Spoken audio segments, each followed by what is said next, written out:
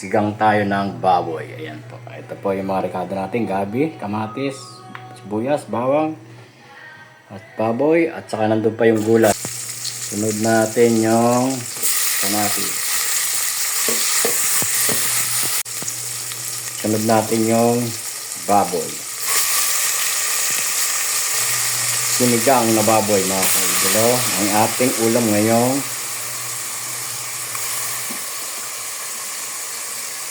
tanghalian. Ang mga kaidolo, sinangkotsa ko na yan. Pinalambot ko sa sangkotsa. Lagyan na natin yung tubig. Ayan. At saka gabi.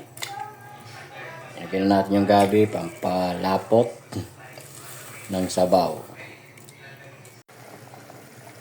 Lagyan na natin yung pang-asim. Malambot na siya. Ayan. Kitchen.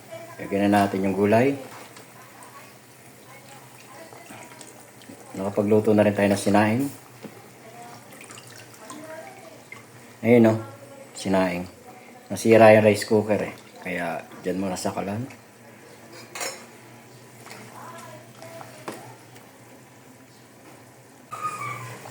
Ito na po siya.